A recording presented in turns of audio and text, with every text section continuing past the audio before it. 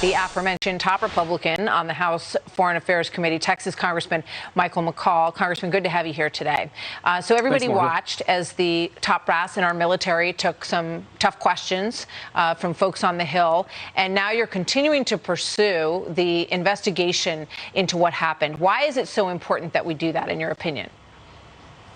Well, this was graded an F in terms of an evacuation by pretty much all the witnesses, a strategic failure in General Milley's terms. And I think, you know, it's ironic that this lieutenant colonel, this Marine, is facing charges for just speaking the truth about his government, that they let him down, that they failed the American people and the Afghan people in this evacuation. And yet nobody's held accountable in this administration. I've launched an investigation into what happened. How did this get so bad and so wrong?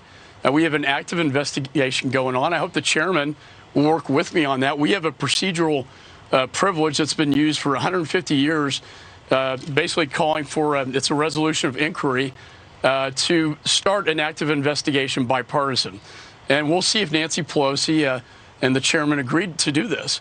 But, you know, the fact is, people need to be held accountable. The American people want the truth in terms of what happened.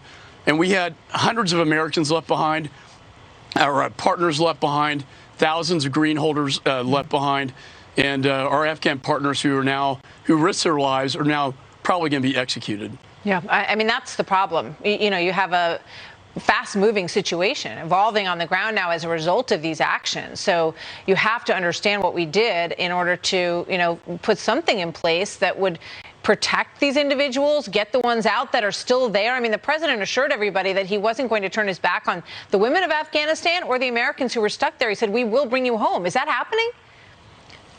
Yeah, we're still to this day, Martha, trying to get Americans out. The State Department's not really, you know, helping us. And to your point, 13 service members died. You know, and the idea when we shut down Bagram as well, I think the best answer I got was General H.R. McMaster saying that over the horizon, that means your capability intelligence-wise to see a threat and then respond to it. That this over-the-horizon concept by the Biden administration out of Qatar and UAE is a pipe dream. Yeah. He's a top military official, national security advisor to Trump. He said it doesn't work. It's not going to work. And that's a long-term threat. I'm sorry, I got to go because we're going to Michigan. But, you know, I would imagine that your committee has jurisdiction of oversight over the State Department. The Secretary of State, Tony Blinken, promised that he was going to bring the rest of the people home, that's his job. It falls under his purview. So will you be investigating that, staying on that? Oh, we're actively investigating. We have whistleblowers that have come to the committee.